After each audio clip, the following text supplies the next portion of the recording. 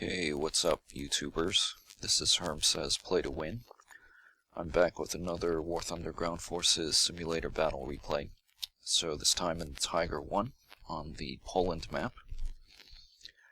So I have to say that with the recent patching, the Tiger 1 has become definitely one of the strongest tanks on a tier-for-tier basis. At battle rank 5.7, I think the Tiger 1 has an almost perfect combination of firepower, protection, and mobility. And I think one has to keep in mind that historically the Tiger was excellent for its time in terms of firepower and protection. The mobility and the automotive aspects were not so great overall, simply because German tanks tended to be over-engineered, and so they were overly complicated, high maintenance, and they were just big and heavy. So put a lot of strain on the drivetrain and the suspension. Now, even with all that, the historical Tiger 1 tank had a very fearsome reputation.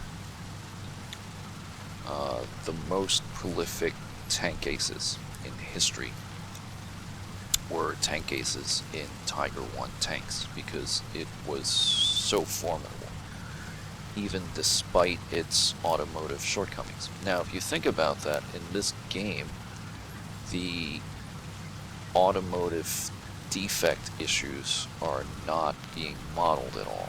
And so, if anything, in the hands of a capable player, the Tiger tank in this game is at least every bit as formidable as its historical real-life counterpart. And that's saying a lot, considering we're talking about the Tiger 1 here. So anyway, here we are on the Poland map, starting on the eastern spawn, so we're pushing our way into the town area.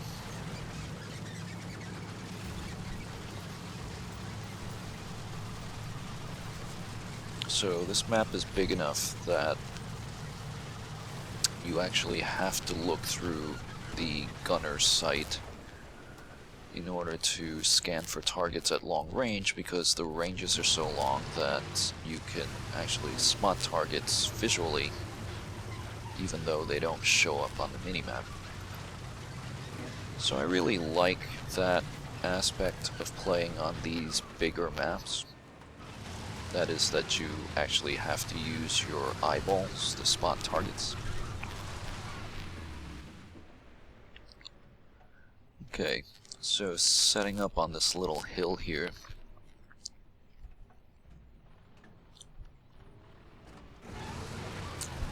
Keeping watch on this open field.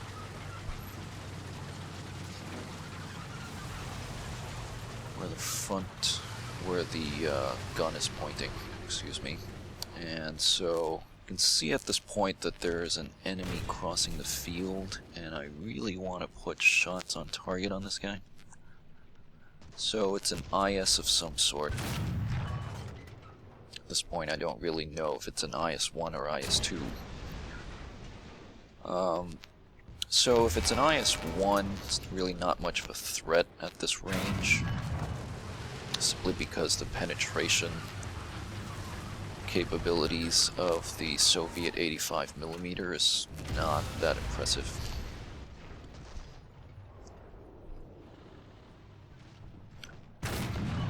However, being in the Tiger 1, one does need to be careful when facing opponents that have guns greater than 85mm. Okay, so at this point I taking shots from the side because our northern flank is not being covered at this point. So there are enemy mediums taking shots at us from the north. Now, this IS has got to be the luckiest guy ever as a friendly tiger plows into me. Okay, because he actually managed to cross that entire field without sustaining much damage.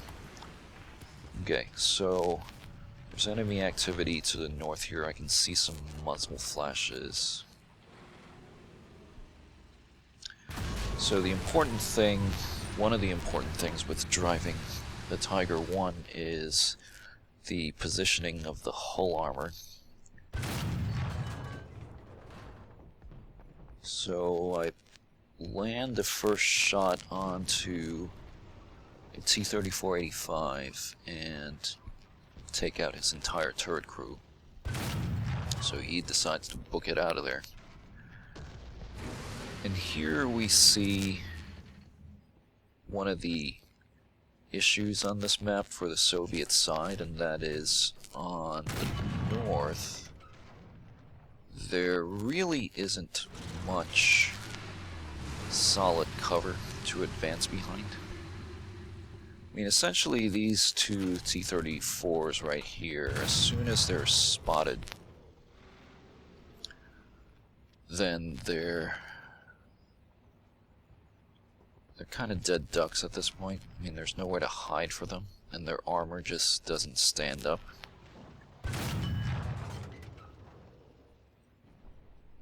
And so one of them gets taken out, and take out his wingman here as well. Yeah. And I find this is generally true of Soviets at Tier 3. Is that they tend to be at a distinct disadvantage on these larger, more open maps. It's because their guns aren't very good at long-range shooting duels. And it doesn't help either that this particular Soviet team, quite a few of them decided to drive out under-tiered vehicles. So things like T-34 76s. And there's one guy that you'll see later that drove out in Su-122.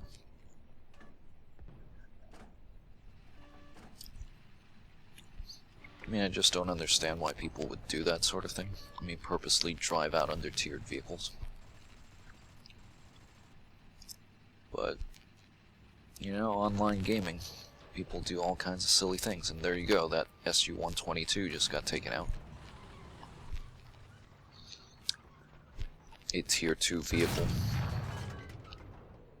Battle rank 3.7. Fighting battle rank 5.7 Tigers. Doesn't make any sense, but hey, what are you gonna do? If I remember right, I think I actually filmed this particular battle on one of the weekends, and it definitely shows. I think teams are just more random, and just sillier things tend to happen on the weekends when the casual, low playtime players log on. Okay, so at this point we have the situation to the north pretty well sorted out. And start pushing our line forward here.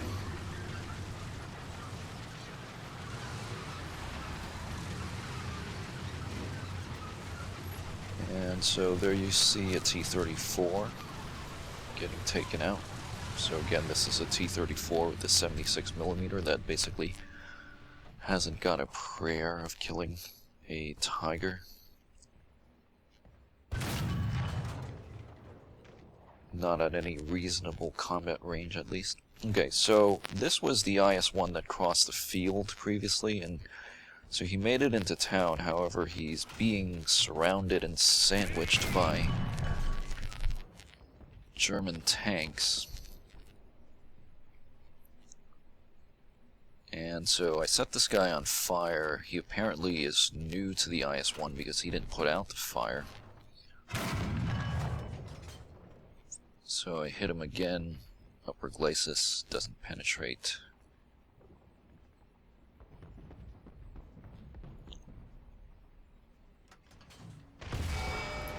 And he shoots me in the track. I hit him again in the upper glacis, no damage, but he burns out, and I get credit for the kill, so it's good.